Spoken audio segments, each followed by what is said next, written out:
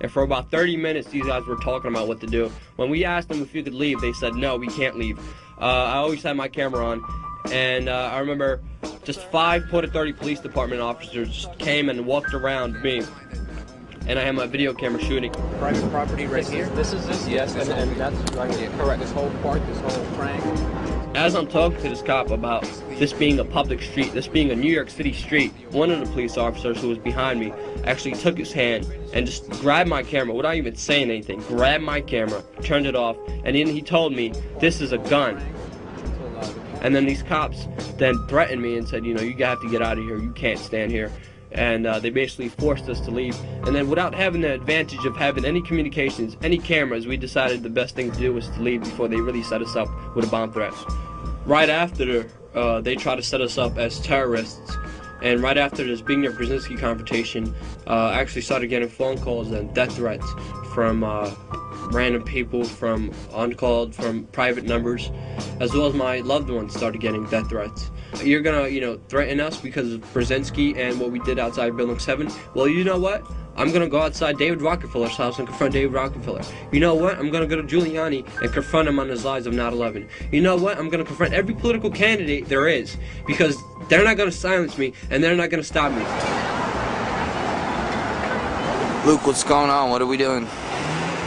We are here in front of one of the big guys' house, David Rockefeller's. We're spotting him out, and we're gonna see him. We're just gonna ask him a question, and it should be interesting since the security pals are over there looking at us. Yeah. There's like 2 or 3 black Suburbans over there. I'm very sorry to bother you guys. Would you sign the book? We're just saying, because we know, you said, David Fokker, we know about your new daughter.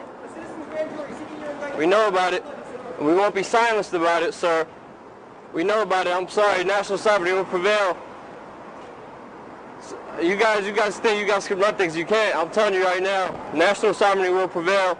You guys will never have a new world order. I'm just here to deliver that message right here. You don't have to deliver anything to me. Deliver it to you where you gotta go. All right, I'm right here. All right? Okay. All right? I'm not doing anything illegal, sir. And I'm not either, right? All right. All right.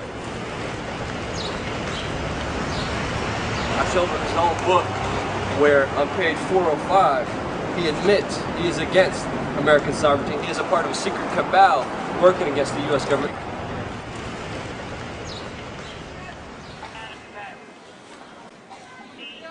In 2007, We Are Change has confronted Giuliani a total of 11 times. We confronted him in Brooklyn, where he had to close off an entire city block because there were so many family members, so many rescue workers there protesting against him. He had to have a total of 200 police officers there, barricading the family members away from his fundraiser. The first confrontation that happened was actually on Rudolph Giuliani's birthday. And Sabrina Rivera, me, as well as Matt Lepasic were able to confront him during his first fundraiser in the Bronx. And Sabrina Rivera asked him, how come you knew the towers were going to collapse and you didn't tell anybody? And how do you sleep at night? Hi, I'm a 9/11 victim's family member. I met you in October 2020. Sabrina? You came for Lieutenant Robert F. Wallace. Of course. I have a question for you. You reported to Peter Jennings that on 9/11 that the World Trade, the towers were going to collapse, and excuse me, no steel structure in history has ever collapsed due to a fire. How come the people in the buildings weren't notified, and who else knew about this? And how do you sleep at night? Ma'am, I didn't know that the towers were going to collapse. He reported it to Peter Jennings. No. To Peter Jennings.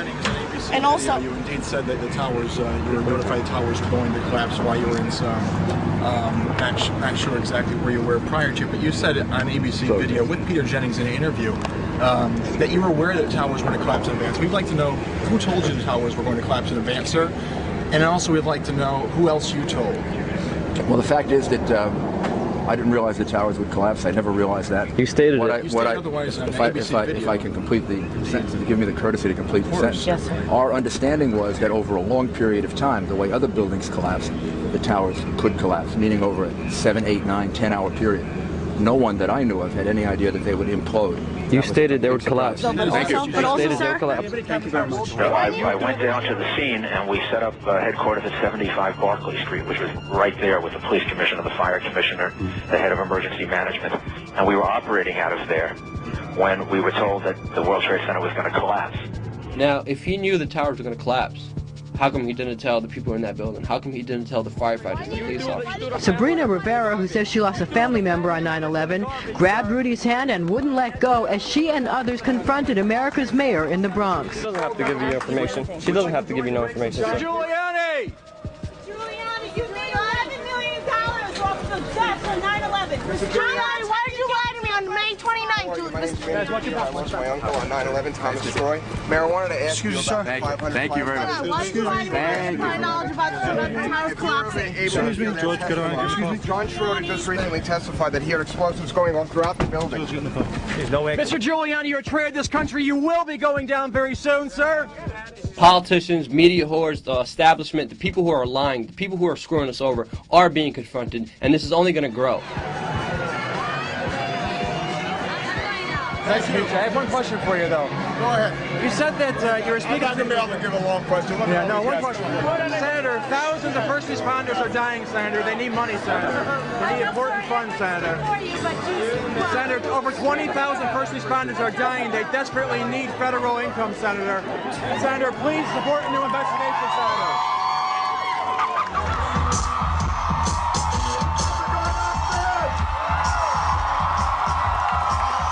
You support a new 9/11 investigation, John?